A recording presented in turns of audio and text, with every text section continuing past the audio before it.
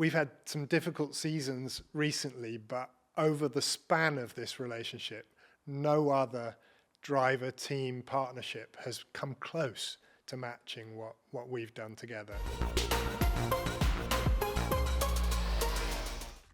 Hi everyone, I'm Olivia, and today I'm joined by James Allison answering all your questions for the final Akkodis Debrief of 2024, the Abu Dhabi Grand Prix. Now James, it was quite an emotional race, of course Lewis's last race with Mercedes. Can you just summarize the overall feeling within the team? I think it'd be very hard to summarize such a complex set of feelings. We would, of course, love this whole season, let alone the last race, to be more of a fairy tale ending to a partnership that has set all the benchmarks in Formula One. It would have been fitting if we could have finished on the podium at the very least, or ideally on the top step, but that wasn't to be. That said, I think it could not have been more well handled by Lewis and by the team, and I think that owes a massive amount to the respect that there is between Lewis and the team and the huge amount of appreciation for everything we've achieved together. Qualifying was a difficult time for Lewis in this event with his run-in with the bollard. He was disappointed. We were even more disappointed for him, and yet in the debrief afterwards, when we were down in the mouth, he was telling us, look, pick your chins up. We're going to make the most of tomorrow and remember all the times when we've got this right together. And I think that's what it feels like. We've had some difficult seasons recently, but over the span of this relationship, no other driver-team partnership has come close to matching what we've done together. And it's just been a fantastic run for all of us, and we couldn't wish him more well than we did on that last day together. And it was amazing. I mean, the emotions were palpable watching it, just celebrating everything that the team has been able to achieve with him. Just amazing. But actually, you touched on the bollard a little bit, the most infamous bollard of the entire weekend, I think. So if it wasn't for that bollard in Q1, was it possible that Lewis could have been fighting for the top three? It's possible, yes. He'd been pretty speedy during the weekend prior, was feeling confident in the car. The gaps actually between P5 and the front row were quite small, and had he wiggled his way into Q2 without the untimely intervention of the bollard, then I think he would have had a strong qualifying session overall, and then would have been obviously much better placed to fight in the race than eventually he was. Yeah, it was a shame with the bollard, of course.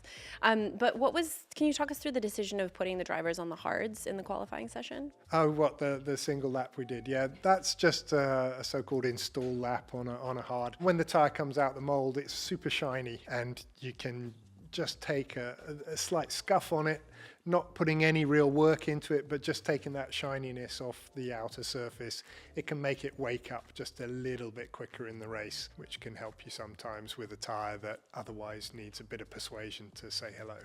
So it's prepping it to be used within the race. Yeah, there's enough time to get that scrub done in anticipation of the race. We did see Lewis's car really come to life. How did he gain so much momentum when he switched onto that medium compound? Onto the medium, well, of course, he was running a race which started hard and went medium. Most people in front of him were doing the opposite. They started medium and went hard. The hard was a slower tyre until it had done 30-odd laps. Eventually, its durability means that it overtakes the medium, but for the large part of its life, it's slower than the medium tyre.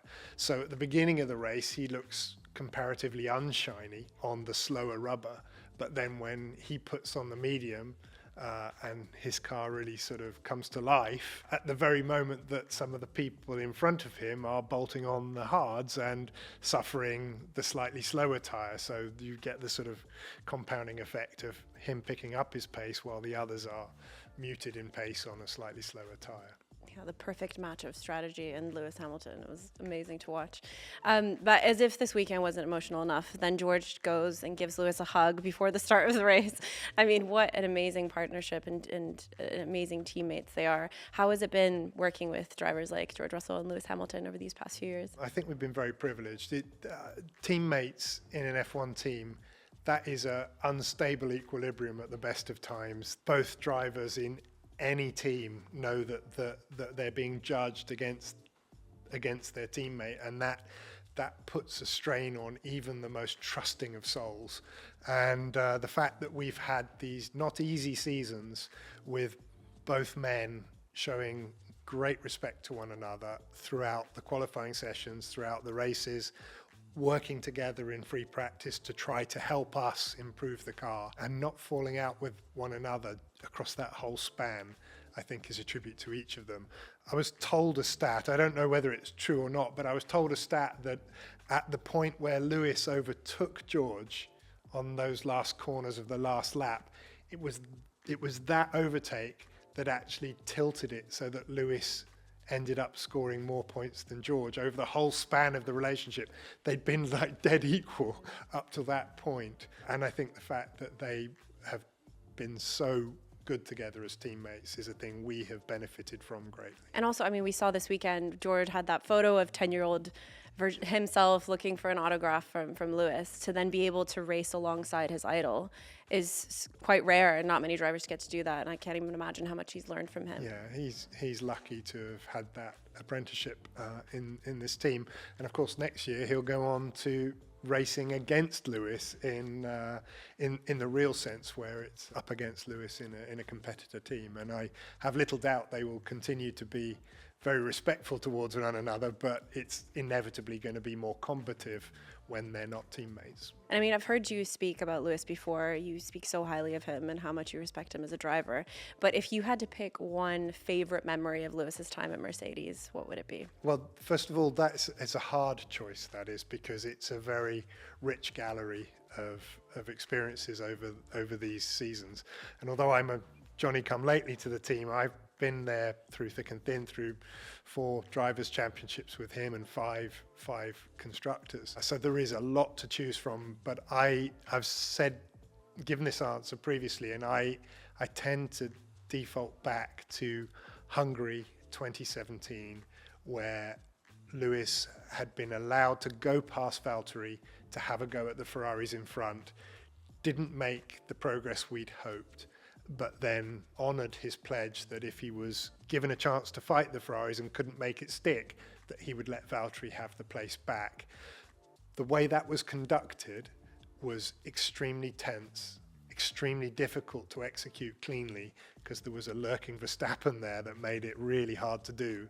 And Lewis did it, and did it with real class.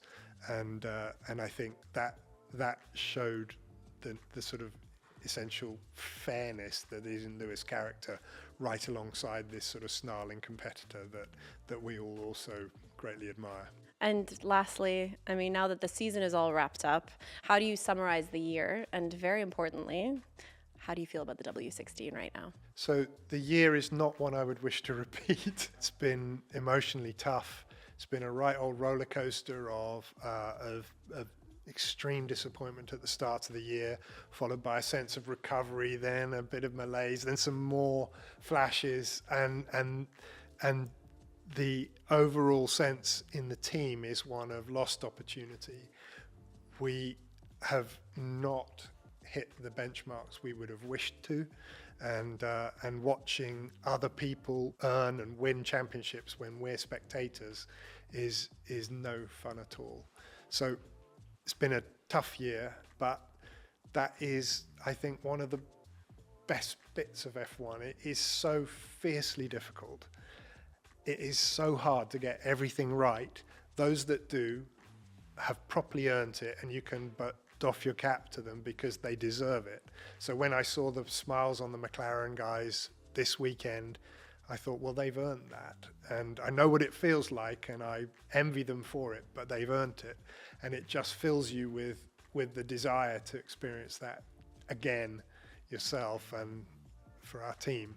So that, of course, is what all our hearts are set on for next year. It's just a stone's throw to the behind us now, the last race, but all the focus is looking forward, and that is the great thing about the sport. Whatever happened in the past is in the past, and you get your chance to redeem yourself with the next car, the next race, the next season, and hopefully it's close enough at the front that a good winter will see us do that and be fighting right from the start of the next season.